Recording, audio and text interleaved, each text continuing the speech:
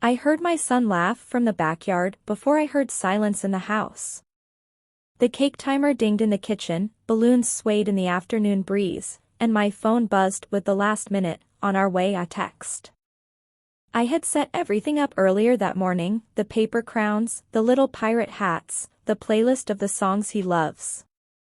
I walked to the front door with a slice of cake in my hand, and for the first time since he was born, the people I paid to be family were not there. My mother had promised. My father had promised. I paid them $700 a week, cash, Venmo, checks, because they said family is what matters. They weren't family that day. I heard my son's laugh before I heard the silence. That quiet cost me $700 a week. I stood on my porch with an iced cake in my hand and a house full of kids who expected Grandma and Grandpa to walk in. The sun hit the porch swing, the neighbors watched. I was calm enough to put the slice on a plate and carry it to my son. But inside, something old and patient broke a little. People think paying your parents sounds romantic or sad, but most folks don't know the slow, sticky logic of it. The first time my mother asked for money, it was framed as a favor. "We're tight this month, it'll help," she said. Then months became a pattern. Rent here, insurance there, family support, with a wink.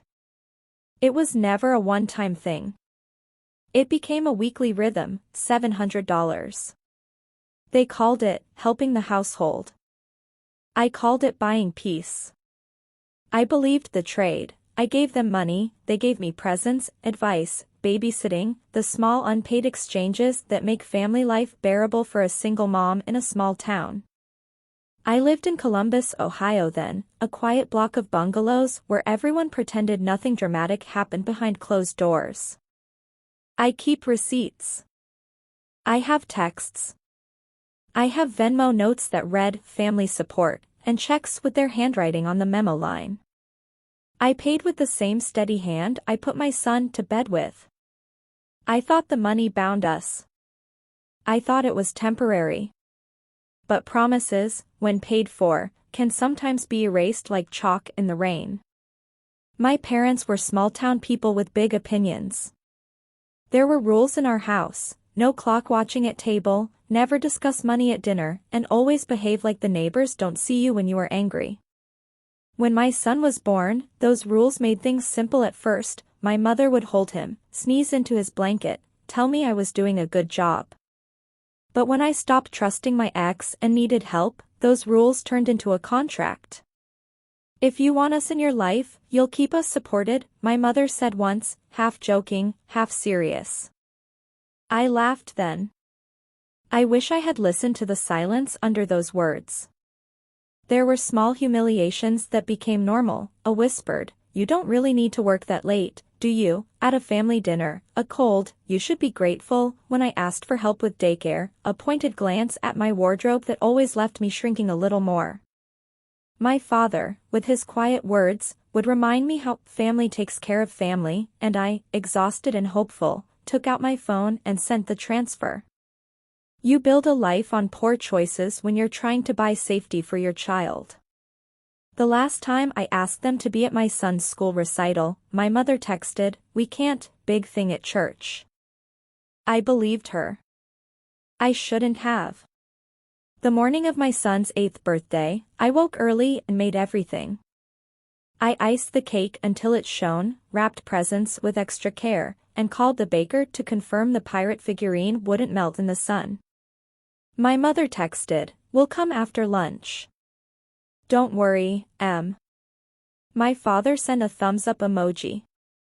About 30 minutes before the party, my phone lit up with a group chat message. It wasn't them. It was my mother's cousin. "Hey, Em, are your parents coming to the reunion? We'll be there at 2. A knot formed in my stomach. I asked my mother again, "Are you sure? You said after lunch." She texted back, "Yes, we're tied up. We'll swing by later." Later never came. The cousins were at a family reunion across town with photos uploaded to Facebook while my son's friends sang, "Happy Birthday," under a sky full of balloons. I watched the photos on my phone, my mother in a sundress, smiling, a plate of catered food in front of her. My father laughing in one arm around his sister. They were at a party they had chosen over mine. I remember sitting at the kitchen table, the cake knife in my hand, the guest list staring back like evidence. For a moment, I felt the raw, hot edge of wanting to scream. I didn't. I cleaned the frosting with slow, careful strokes and kept my voice level when my son asked where Nana was. "She's running late," I said. I lied to him to keep his day bright. That night, a notification popped up. My mother tagged themselves on Instagram at the reunion, and she'd written, "Family first," with a photo of my father smiling in a big lineup. Family first, except when it came to us. I didn't react in the way movie scenes make it look. I didn't throw plates or call my mother names on social media. I sat down and dug. I went through months of receipts and transfers, Venmo notes that said, "Family support," checks with amounts that added up faster than my budget would allow. I looked at their bank deposit slips, cross-referenced them with my statements. My heart did a weird, double take when I realized how much had gone out over a year. I called a friend who works at the bank and asked general questions about transfers, not to get inside someone's account, but to understand patterns. I started to keep a file, printed texts, photos, receipts. After the party, my mother's calls were short and clipped. "Sorry about today," she said once. "You know how it is." I said nothing. I had to be smarter than the small, practiced apologies. The thing about emotional extortion is that it rarely looks like a crime. It looks like a dinner conversation. It looks like charm. It looks like we're family. But when you have a paper trail, charm looks a lot less honorable. The worst part of that day wasn't that they chose another party. The worst part was a small, private humiliation that revealed what we'd been buying. A few days after the birthday, I texted my mother, "Did you have a good time at the reunion?" She sent back a street-level photo of her in front of the catered table, and under it, a caption, "Family Matters." I replied, "Didn't you have a promise?" She sent 3 dots and then, "We had to be there. You know how this is." I wrote back, "You promised to be at James' party." She responded, "If you're going to keep sending money, you can't expect miracles." That line sat in my chest like a stone. If you're going to keep sending money, as if love had come with a receipt. As if my child's birthday could be budgeted away. I had been paying not for help, but for permission to be close, permission to be treated like kin. That sentence told me everything. It told me my mother thought of our relationship as a transaction. She said, "If you're going to keep sending money, you can't expect miracles." Those words were a small, cutting salt thrown at my plate while my son smiled, oblivious. I cried for a night and then I stopped. I canceled the automatic Venmo sends. I stopped leaving envelopes on the kitchen counter. The week I stopped, it felt like stepping off a low cliff, the immediate shame of it, the fear that they would punish me with silence.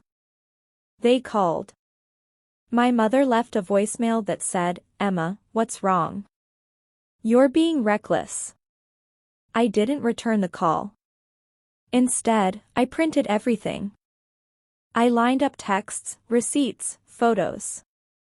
I made a notebook that looked like evidence. I also took pragmatic steps. I scheduled a free consultation with a family lawyer to ask, in general terms, about extortion and contractual obligations. I learned language I could use in a conversation that wouldn't sound like a threat. "I want boundaries. I am stopping payments immediately while we talk. If you want to continue a relationship, I want it honest." There's a tidy power in language. Saying the words aloud in a lawyer's office made them real. I stopped paying. I closed the account to that automatic payment. For once, I decided I would invest in my son, not in my mother's convenience. I started telling my story quietly to people I trusted, a neighbor who taught at the elementary school, the mom in the PTA who always had good instincts. They listened. A few said things that surprised me. You weren't the only one. We thought it was odd. She's always asked for favors. I slowly realized my problem was not a private failing, it fit into a pattern others had noticed. One afternoon, I opened a folder I'd printed and found something that made my stomach drop, a social media post where my parents celebrated a trip they paid for the same weekend of my son's birthday. That was the line. I needed to decide whether to expose them, to reclaim what was mine, and how to do it without becoming the villain. Revenge, as I taught myself, is not fireworks. It's paperwork. It's patience. It's arranging facts so people have to choose where they stand. I wanted accountability, not humiliation. I wanted them to stop pretending they were entitled to my labor and my money. My plan was methodical: gather evidence, create a neutral space for truth, and let the community see the pattern without my screaming it from the rooftops. First, I compiled a timeline of transfers and events, dates of Venmo payments, dates of social media posts, texts that contradicted their excuses. I made copies and put them in a neat folder. Then I spoke with the school teacher who had photographed the birthday earlier that month and asked if she had seen my parents arrive. She had not. She kindly wrote a note confirming she hadn't seen them, nothing accusatory, just fact. The neighbor who'd seen my mother at the other party agreed to let me look at the photos she'd taken at the reunion. They showed my parents smiling and waving, enjoying a buffet they'd paid for. All small, lawful things. All pieces of the same puzzle. I also set boundaries. I told my mother in a text that I was stopping payments and that if she wanted to discuss it, we would meet in person with a third party, a cousin I trusted, to talk. She refused. "You don't get to demand terms for family," she wrote. I responded calmly, "You don't get to take money and skip my son's birthday. We need honesty." I forwarded a copy of the timeline to the cousin and asked if they would mediate. They agreed to meet. I planned a small family meeting under the guise of, "We need to talk." I invited the cousin, my father, and my mother to my living room on a Saturday, the same week I'd stopped payments. I put the timeline on the coffee table like a book. I asked them to sit. My son was with a friend, he shouldn't have to be the center of grown-up politics. The cousin arrived first, then my father, and finally my mother with a tight smile. I started slow. "I'm not here to accuse," I said, "I'm here to show what happened." I laid the printed timeline down. I watched as their faces moved through small shifts: denial, surprise, then irritation. I read texts out loud: "If you're going to keep sending money, you can't expect miracles." I read the Venmo notes. I showed the reunion photos with timestamps. I asked for an explanation for one thing: the Instagram post with the caption "Family First," uploaded the same afternoon as my son's party. My mother's mouth worked. My father's hands folded like he was making a paper boat. My cousin looked at the photos, then at them, then at me. Silence hung in the living room like dust. The kind of silence that makes you aware of how your living room smells when people lie to you is a special kind of quiet. Then my mother said, "We're family. We do what we have to do." I said, "You do what you enjoy when it's convenient. You took payments and you chose not to be there." The cousin, whom I had trusted to be neutral, surprised me. He said, "Emma, this isn't right. You gave them money for support, and they didn't keep up their end." My mother tried to twist it. "Oh, so this is about money?" But the cousin wouldn't let her. "No. It's about respect. My father stood up, voice low, and said, "You can't make us feel bad in front of family." I set the timeline down and told him, calmly, what I intended to do next. I did what I said I would. I stopped payments and began to document everything. My parents didn't pay me back. No betting on that. But other things shifted. My cousin, embarrassed by the way things had looked in print, stopped inviting my parents to family events where I was present. The neighbor who had seen my mother at the reunion reached out and said, "I'm sorry I didn't say something sooner." The schoolteacher who had been kind enough to confirm the absence sent me a private message, "I'm proud of you for not letting it go." There was a cost.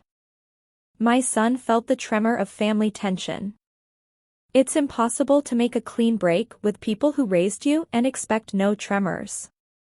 He asked about Nana and Grandpa at bedtime, and I answered with truth measured for a child, they didn't come when they said they would. Sometimes adults make mistakes. He accepted the answer with the simple grace children have. It felt like a small victory.